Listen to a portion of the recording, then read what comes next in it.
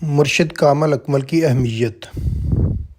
قرآن مجید میں ارشاد باری تعالیٰ ہے، یا ایھا الذین آمنوا اتقوا اللہ وکونوا مع الصادقین۔ سورۃ توبہ آیت نمبر 119۔ ترجمہ: اے ایمان والو، تقوی اختیار کرو اور سچے لوگوں صادقین کے ساتھ ہو جاؤ۔ اس آیت میں صادقین سے کون لوگ مراد ہیں کہ جن کی ہمراہی کا حکم دیا جا رہا ہے؟ ہم سب مسلمان ہیں اور ہم میں سے اکثریت نماز بھی ادا کرتی ہے، اور نماز کی ہر رکعت میں سورۃ فاتحہ کی تلاوت کرتے ہوئے اللہ پاک سے یہ التجا کرتے ہیں، ہمیں صراط مستقیم سیدھا راستہ عطا فرما، ان لوگوں کا راستہ جن پر تو نے انعام نازل کیا، نہ کہ ان لوگوں کا راستہ جو گمراہ اور مغضوب ہیں۔ اب سوال یہ پیدا ہوتا ہے کہ وہ صراط مستقیم یا سیدھی راہ کون سی ہے؟ یہ بات تو حق ہے کہ سیدھی راہ قرآن اور سنت ہی ہے، لیکن دنیا کے ہر مذہب اور گروہ اور پھر مسلمانوں میں ہر فرقے کا یہ اعلان ہے کہ وہ صراط مستقیم پر گامزن ہیں۔ مسلمانوں میں کوئی قرآن کا حوالہ دے کر یہ کہتا ہے کہ چونکہ ہم قرآن کا علم زیادہ رکھتے ہیں اور اس کی زیادہ تلاوت کرتے ہیں، اس لیے ہم صراط مستقیم پر ہیں، لیکن قرآن یہ فرما رہا ہے، یضل بہ کثیرا ویہدی بہ کثیرا۔ سورۃ البقرہ آیت نمبر 26۔ ترجمہ: اللہ بہت سے لوگوں کو اس سے گمراہ کرتا ہے اور بہت سے لوگوں کو اس سے ہدایت دیتا ہے۔ لوگ قرآن پڑھتے ہیں لیکن ہدایت نہیں ملتی۔ قرآن پڑھنے کے باوجود اللہ تعالیٰ کی معرفت اور قرب و وصال سے محروم رہتے ہیں، بلکہ بعض کی سوچ کا رخ ہی بدل جاتا ہے اور گمراہ ہو جاتے ہیں، جیسا کہ مرزا غلام احمد قادیانی ملعون۔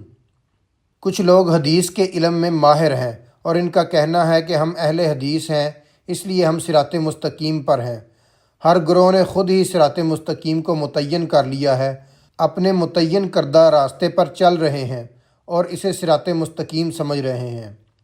اگر اللہ تعالیٰ چاہتا تو سورۃ فاتحہ میں صراط مستقیم کی دعا یوں بھی سکھا سکتا تھا، اے باری تعالیٰ ہمیں سیدھا راستہ دکھا جو تیری کتاب اور تیرے محبوب صلی اللہ علیہ وآلہ وسلم کی سنت کی راہ ہے، لیکن اللہ نے صراط مستقیم کے ساتھ اپنے انعام یافتہ بندوں کا ذکر فرمایا کہ انعام یافتہ بندوں کی راہ دکھا، یعنی صراط مستقیم وہ ہے جس پر انعام یافتہ لوگ چلے، لہٰذا ان کی ہی پیروی کرنی چاہیے۔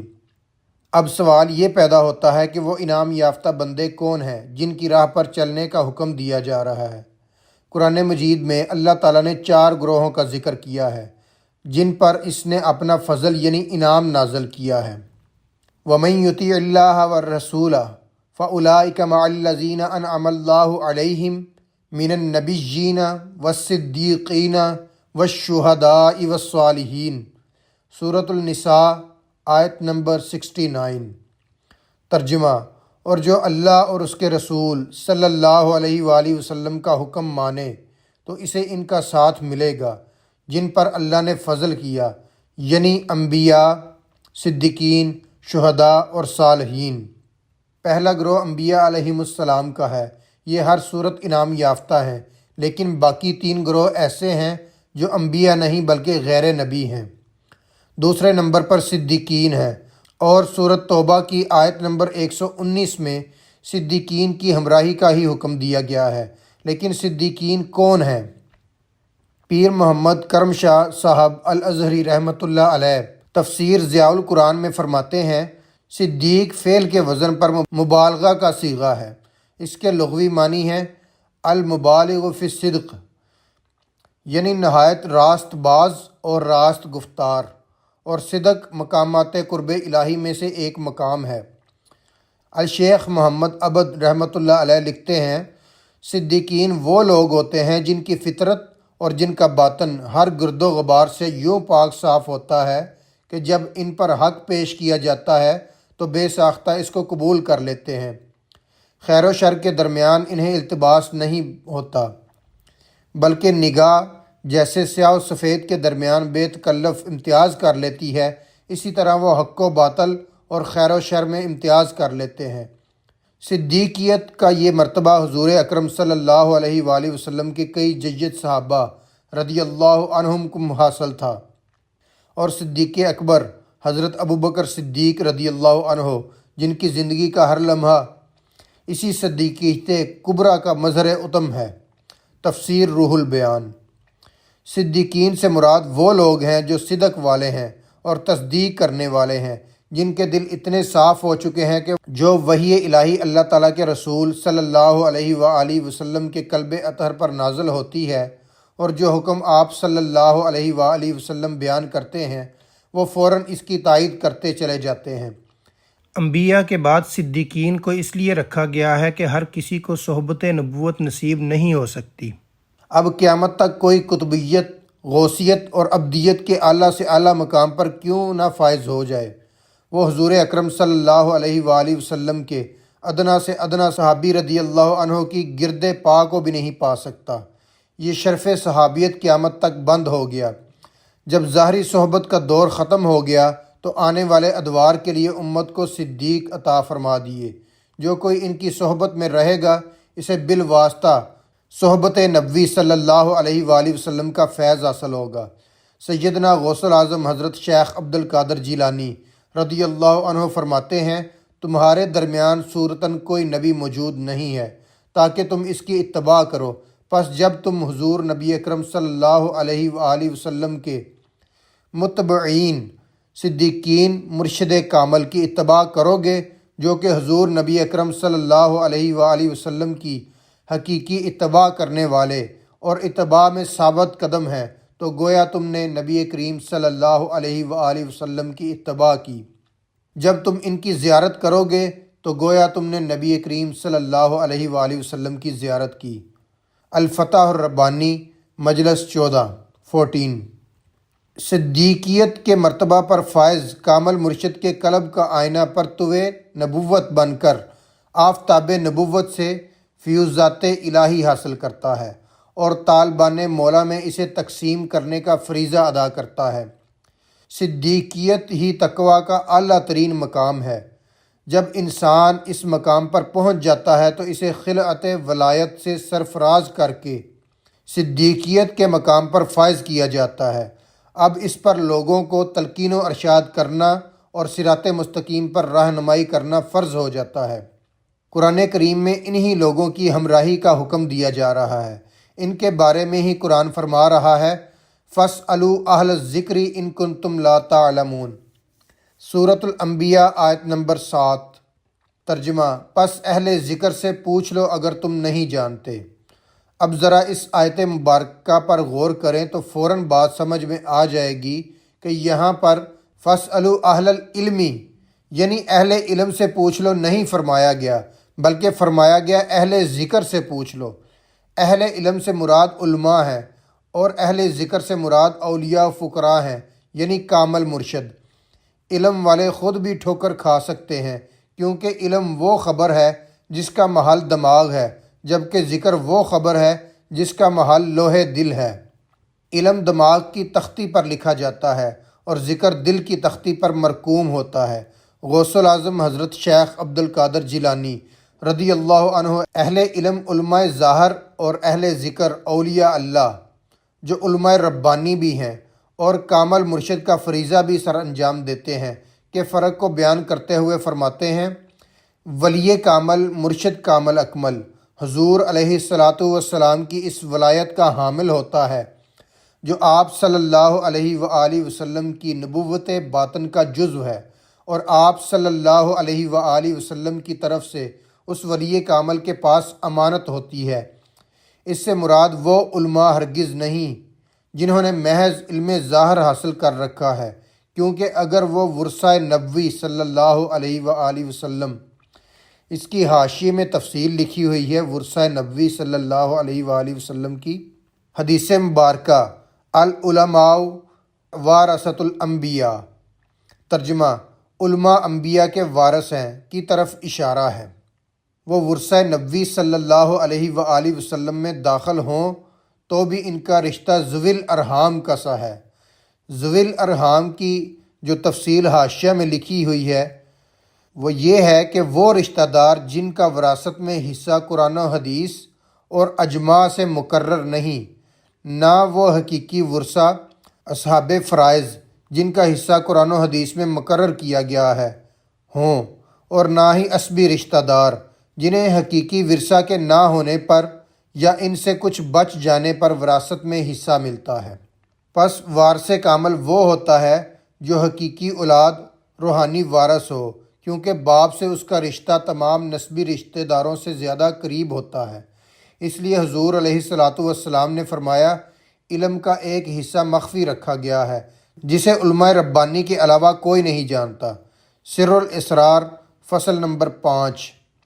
قرآن پاک میں قلبی ذکر سے غافل لوگوں کی پیروی سے منع کیا گیا ہے، خواہ وہ علم کے لحاظ سے کتنے بھی بلند مرتبہ پر کیوں نہ ہوں۔ وَلَا تُطِعْ مَنْ أَغْفَلْنَا قَلْبَهُ عَنْ ذِكْرِنَا وَاتَّبَعَ هَوَاهُ وَكَانَ أَمْرُهُ فُرُطًا۔ سورۃ الکہف آیت نمبر 28۔ ترجمہ: اور اس کا کہنا ہرگز نہ مانے جس کے دل کو ہم نے اپنے ذکر سے غافل کر دیا ہے، وہ تو خواہشات نفس کا غلام ہے اور اس کا کام ہی حد پھلانگنا ہے۔ جبکہ اہل ذکر اولیاء اللہ اور صدیقین مرشد کامل کے بارے میں ارشاد ہے، وَاتَّبِعْ سَبِیلَ مَنْ أَنَابَ إِلَیَّ۔ سورۃ لقمان آیت نمبر 15۔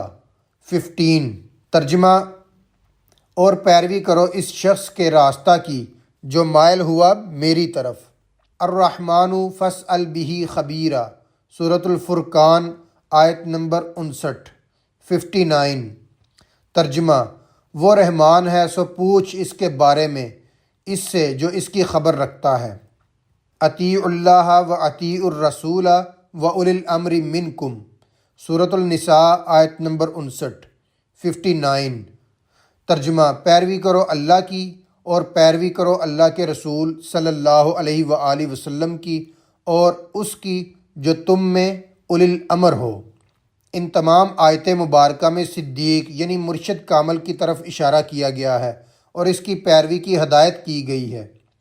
سورۃ النساء کی آیت نمبر 59 میں اولی الامر سے مراد بعض لوگ دنیاوی حکمران لیتے ہیں، لیکن اولیاء کاملین کے نزدیک اس سے مراد وہ صدیق بندہ ہے جو نائب رسول صلی اللہ علیہ وآلہ وسلم کے مرتبہ پر فائز ہو، کیونکہ صرف اسی کی پیروی حقیقتاً اللہ اور اس کے رسول صلی اللہ علیہ وآلہ وسلم کی پیروی ہوگی، نہ کہ دنیاوی حکمرانوں کی۔ یعنی اس مرشد کامل کی اتباع اور پیروی کی طرف بار بار توجہ دلائی گئی ہے جو قدم محمد صلی اللہ علیہ وآلہ وسلم پر ہو۔ المختصر: صدیقین، فقراء اور اولیاء اللہ زمین پر اللہ تعالیٰ کی خلافت کے وارث ہیں اور رسول اللہ صلی اللہ علیہ وآلہ وسلم کے نائبین ہیں۔ حصول قرب الہی کے لیے ان کی بیعت، صحبت اور غلامی ضروری ہے۔ مولانا روم رحمۃ اللہ علیہ فرماتے ہیں، اندرین عالم نیرزی باخسے تانی اویزی بادامانے۔ ترجمہ: اس جہان میں تیری قیمت ایک تنکے کے برابر نہیں ہوگی جب تک تو کسی مرد کامل، مرشد کامل کے دامن سے وابستہ ہو کر زندگی نہ گزارے۔ وصال حق تعالیٰ مرشد کامل اکمل کی رہنمائی کے بغیر ناممکن ہے۔ یہی وجہ ہے کہ بڑے بڑے عظیم علماء حق نے کثیر علم ہونے کے باوجود اللہ کی معرفت اور وصال کی طلب میں کامل مرشد کی تلاش اور پیروی کی۔ حضرت امام احمد بن حنبل رحمۃ اللہ علیہ پہلے تصوف اور صوفیہ کرام کی مخالفت میں مشہور تھے، لیکن بعد میں جب حضرت بشر حافی رحمۃ اللہ علیہ کی صحبت میں رہ کر حلاوت ایمان نصیب ہوئی تو جب کوئی شخص احکام شریعت ان سے دریافت کرنے آتا تو خود بتا دیتے تھے، لیکن جب کوئی شخص راہ حقیقت دریافت کرنے آتا تو حضرت بشر حافی رحمۃ اللہ علیہ کے پاس بھیج دیتے تھے۔ یہ دیکھ کر ان کے شاگردوں کو غیرت آئی اور عرض کیا کہ آپ رحمۃ اللہ علیہ اتنے بڑے عالم ہو کر لوگوں کو ایک صوفی کے حوالے کیوں کر دیتے ہیں؟ آپ رحمۃ اللہ علیہ نے فرمایا کہ مجھے اللہ کے احکام کا علم ہے اور ان کو اللہ کا علم ہے، اس لیے طالبان حق کو ان کے پاس بھیجتا ہوں۔ دوسری روایت میں ہے کہ حضرت امام احمد بن حنبل رحمۃ اللہ علیہ حضرت بشر حافی رحمۃ اللہ علیہ کے پیچھے پیچھے بھاگتے تھے۔ کسی نے پوچھا کہ آپ اتنے بڑے عالم ہو کر ایک فقیر کے پیچھے بھاگتے ہو، بات سمجھ میں نہیں آئی۔ امام احمد بن حنبل رحمۃ اللہ علیہ نے جواب دیا، احمد بن حنبل جس رب کو مانتا ہے بشر حافی اس رب کو جانتا ہے۔ حضرت بہلول دنار رحمۃ اللہ علیہ بظاہر ایک مجذوب تھے، لیکن ان کا شمار حضرت امام ابو حنیفہ رحمۃ اللہ علیہ کے مشائخ میں ہوتا ہے۔ سوال یہ پیدا ہوتا ہے کہ امام اعظم ان سے کیا سیکھتے ہوں گے؟ کیا وہ ان سے فقہ، حدیث، صرف، نحو یا اصول و بلاغت کے اسباق پڑھتے ہوں گے؟ ان علوم میں تو امام ابو حنیفہ رحمۃ اللہ علیہ خود یکتائے روزگار تھے۔ بہلول دنار رحمۃ اللہ علیہ کے مکتب میں وہ تزکیہ نفس اور اسباق عشق کے لیے جاتے تھے۔ امام ابو حنیفہ رحمۃ اللہ علیہ کی کتب سواں اٹھا کر دیکھ لیں، آپ رحمۃ اللہ علیہ کے مشائخ کی صف میں حضرت بہلول دنار رحمۃ اللہ علیہ کا نام سر فہرست ملے گا۔ آپ رحمۃ اللہ علیہ کا قول ہے، اگر میں 2 سال حضرت بہلول دنار رحمۃ اللہ علیہ کی صحبت میں نہ رہتا تو ضائع ہو گیا ہوتا۔ ان مثالوں سے مرشد کی اہمیت واضح ہوتی ہے کہ اللہ کے قرب کے لیے صرف عبادات اور علم کافی نہیں، بلکہ اللہ کے مقرب بندوں کی صحبت اور رہنمائی اس کے لیے ناگزیر ہے۔ مرشد کامل اکمل کا انداز تربیت۔ مرشد کامل اکمل طالب اللہ مرید کی تربیت بالکل اسی طریقے سے کرتے ہیں جس طرح حضور اکرم صلی اللہ علیہ وآلہ وسلم نے صحابہ کرام رضی اللہ عنہم کی تربیت فرمائی تھی۔ قرآن پاک میں آپ صلی اللہ علیہ وآلہ وسلم کے انداز تربیت کو یوں بیان کیا گیا ہے، یتلو علیہم آیاتہ ویزکیہم ویعلمہم الکتاب والحکمہ، سورۃ الجمعہ آیت نمبر 2۔ ترجمہ: میرا محبوب صلی اللہ علیہ وآلہ وسلم ان کو آیات پڑھ کر سناتا ہے اور ان کا تزکیہ کرتا ہے اور ان کو کتاب و حکمت کی تعلیم دیتا ہے۔ سورۃ جمعہ کی آیت مذکورہ میں حق تعالیٰ نے منصب نبوت میں ان امور کو شامل فرمایا ہے: 1. آیات پڑھ کر سنانا یعنی دعوت دینا اور اللہ کے احکام پہنچانا۔ 2. تزکیہ نفس کرنا۔ 3. احکام الہی کی تعلیم دینا۔ 4. حکمت، علم لدنی عطا کرنا۔ آج کل علماء کرام بھی لوگوں کے سامنے آیات پڑھتے ہیں، لوگوں کو دین کی دعوت دیتے ہیں، مطالب قرآن بھی سمجھاتے ہیں اور احکام قرآن کی تلقین بھی کرتے ہیں، لیکن کیا وجہ ہے کہ رسول اللہ صلی اللہ علیہ وآلہ وسلم کی ہدایت سے تو لوگ جوک در جوک آ کر اسلام قبول کرتے تھے، لیکن علماء کرام کے سامنے کوئی آدمی بھی اسلام قبول نہیں کرتا۔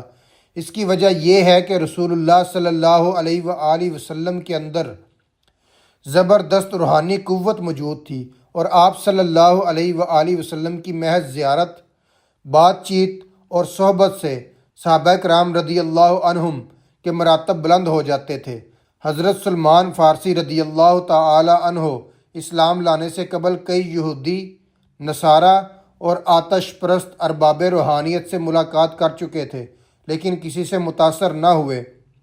جب رسول اللہ صلی اللہ علیہ وآلہ وسلم کی خدمت میں پہنچے تو چہرہ مبارک دیکھتے ہی کلمہ طیبہ پڑھ لیا۔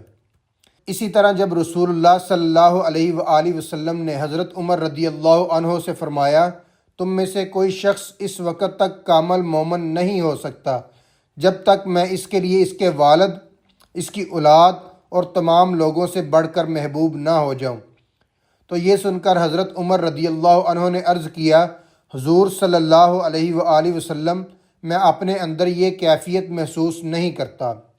آپ صلی اللہ علیہ وآلہ وسلم نے فرمایا، کیا تم محسوس نہیں کرتے؟ اس خطاب سے حضرت عمر رضی اللہ عنہ کے مراتب بلند ہو گئے اور فوراً عرض کیا کہ اب محسوس کرتا ہوں۔ ایک دن حضرت صلی اللہ علیہ وآلہ وسلم حضرت معاذ بن جبل رضی اللہ عنہ یا کسی اور صحابی کو یمن کا عمل مقرر کر کے بھیج رہے تھے۔ انہوں نے عرض کیا، حضور صلی اللہ علیہ وآلہ وسلم، میرے اندر عامل بننے کی صلاحیت نہیں ہے۔ آپ صلی اللہ علیہ وآلہ وسلم نے ان کے کندھے کو چھوا تو وہ فوراً چلا اٹھے، حضور صلی اللہ علیہ وآلہ وسلم، اب وہ صلاحیت اپنے اندر محسوس کرتا ہوں۔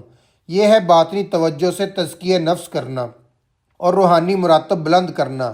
رسول اللہ صلی اللہ علیہ وآلہ وسلم کی طرح آپ صلی اللہ علیہ وآلہ وسلم کے بعد آپ کے خلفاء بھی باطنی توجہ سے تزکیہ نفس اور تصفیہ قلب اسی طرح کرتے ہیں۔ یہی وجہ ہے کہ جہاں علماء کرام کی دعا دار تقریریں ناکام رہتی ہیں، وہاں اولیاء اللہ کی ادنا سی باطنی توجہ سے مریدین کا تزکیہ نفس ہو جاتا ہے، جس سے ان کی روحوں میں قوت پرواز آ جاتی ہے اور وہ مختلف منازل و مقامات طے کرتے ہوئے قرب حق میں پہنچ جاتے ہیں۔ اقبال رحمۃ اللہ علیہ بھی ایمان کامل کے لیے مسلمانوں کا علاج کسی کامل کی نظر بتاتے ہیں۔ خرد کے پاس خبر کے سوا کچھ اور نہیں، تیرا علاج نظر کے سوا کچھ اور نہیں، بال جبریل۔ فقط نگاہ سے ہوتا ہے فیصلہ دل کا، نہ ہو نگاہ میں شوخی تو دل بری کیا ہے، بال جبریل۔ آج کے حالات کے بارے میں آپ رحمۃ اللہ علیہ فکر مند نظر آتے ہیں۔ دل سوز سے خالی ہے، نگاہ پاک نہیں، پھر اس میں عجب کیا کہ تو بے باک نہیں، بال جبریل۔ اٹھا میں مدرسہ و خانقاہ سے غمناک، نہ زندگی نہ محبت نہ معرفت نہ نگاہ، بال جبریل۔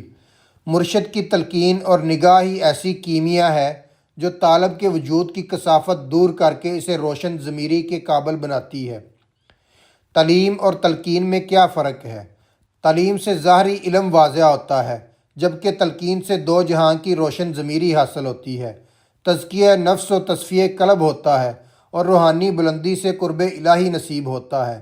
قصہ مختصر، کتاب و حکمت کی تعلیم و تلقین مرشد کامل اکمل کے بغیر ممکن نہیں ہے۔ مرشد ہی طالب کو اس کی استطاعت کے مطابق شیطان اور نفس کی چال بازیوں سے بچاتا ہوا دارالامن قرب الہی میں لے جاتا ہے۔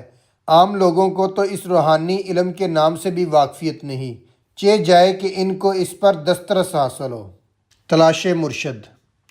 جب طالب مولا سالک تلاش حق کے سفر پر نکلتا ہے تو سب سے پہلا مرحلہ مرشد کامل اکمل کی تلاش ہوتا ہے۔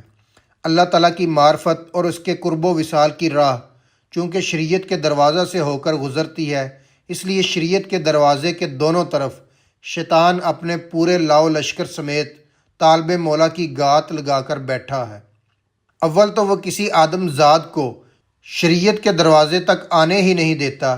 اگر کوئی با ہمت آدمی شریعت، نماز، روزہ، حج، زکوٰۃ کے دروازہ تک پہنچ جاتا ہے تو شیطانی گروہ اسے شریعت کی چوکھٹ پر روک رکھنے کی کوشش کرتا ہے اور اسے شریعت کی ظاہری زیب و زینت کے نظاروں میں محو رکھتا ہے۔ وہ شریعت کی روح تک کسی کو نہیں پہنچنے دیتا۔ اور آج کے دور کا سب سے بڑا مسئلہ یہی ہے کہ جو لوگ شریعت پر کار بند ہیں وہ اس کی روح تک پہنچنے کی کوشش ہی نہیں کرتے۔ اگر کوئی خوش قسمت طالب مولا ہمت کر کے آگے بڑھتا ہے تو شیطان پہلے سے بھی زیادہ شدت کے ساتھ اسے روکنے یا گمراہ کرنے کے جتن کرتا ہے اور اس کی راہ مارنے کا ہر حربہ استعمال کرتا ہے۔ طالب مولا جب شریعت کے دروازے سے گزر کر باطن کی نگری میں داخل ہوتا ہے تو اسے رجوعات خلقت اپنی دنیاوی مشکلات کے خاتمہ کے لیے اس کی طرف رجوع کرتی ہے کہ نہایت ہی وسیع و دشوار گزار جنگل سے گزرنا پڑتا ہے۔ اس موقع پر طالب مولا کو اگر کسی مرشد کامل اکمل کی رفاقت اور راہبری حاصل نہ ہو تو وہ رجوعات خلق کے جنگل میں بھٹک کر باطنی طور پر ہلاک ہو جاتا ہے۔ جس طرح شریعت کا علم استاد کے بغیر ہاتھ نہیں آتا، اسی طرح باطنی علم کا حصول مرشد کامل اکمل کی رفاقت کے بغیر ناممکن ہے۔ لیکن اصل مسئلہ یہ ہے کہ مرشد کامل اکمل کی پہچان کیسے ہو؟ جیسا کہ حضرت عبداللہ بن عباس رضی اللہ عنہ سے مروی ہے، اللہ تعالیٰ کی معرفت آسان ہے لیکن ولی اللہ مرشد کامل کی حقیقت کی معرفت مشکل ہے، اس لیے کہ اللہ تعالیٰ اپنے کمال و جمال کی وجہ سے معروف ہے، لیکن ولی اللہ ایک مخلوق ہے اور مخلوق کو مخلوق کی معرفت مشکل ہوتی ہے کیونکہ وہ انہی کی طرح احکام شریعت کی پابندی کرتا ہے، لیکن اس کا باطن اللہ کے ساتھ مشغول ہے، اس لیے اس کی معرفت مشکل ہو جاتی ہے۔ تفسیر روح البیان۔ حضرت سہیل رضی اللہ عنہ فرماتے ہیں، ان اولیاء مرشد کامل کی ظاہری شکل کو ہر کوئی دیکھتا ہے لیکن ان کی حقیقت کسی کو معلوم نہیں ہوتی۔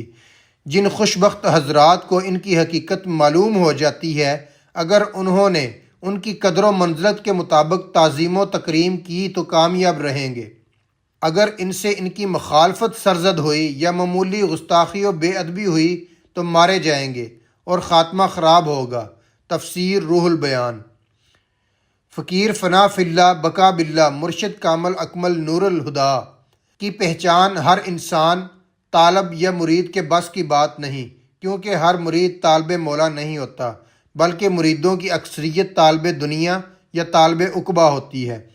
کامل مرشد کا کام تو صرف یہ ہے کہ اللہ تعالیٰ کے قرب تک جانے والے راستہ کو مرید پر نہ صرف کھول دے بلکہ آسان کر دے، کیونکہ وہ اس راستہ کا ہادی، راہبر اور رہنما ہے۔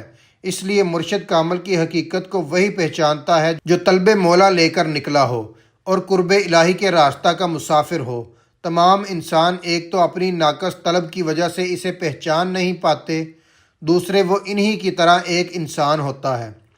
اس کا چلنا پھرنا اٹھنا بیٹھنا بھی عام انسانوں کی طرح ہوتا ہے، کھاتا پیتا بھی وہ عام انسانوں کی طرح ہی ہے۔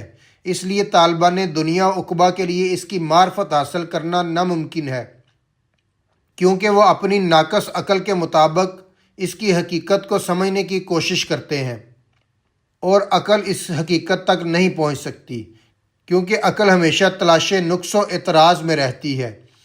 اگر عقل سے ان کو پہچاننے کی کوشش کی جائے تو محض اعتراضات ہی ہاتھ آتے ہیں، جیسا کہ سورۃ کہف میں حضرت موسیٰ علیہ السلام اور خضر علیہ السلام کا واقعہ بیان ہوا ہے۔ اس واقعہ میں طالب مولا کے لیے روشنی ہے کہ اعتراضات راستہ جدا کر دیتے ہیں۔ دوسرا مسئلہ اس زمانے میں یہ ہے کہ دھوکہ دہی اور فریب عام ہے۔ ایک طالب کیسے یہ طے کرے کون سا مرشد کامل ہے، کون ناقص ہے اور کون جعلی پیر ہے؟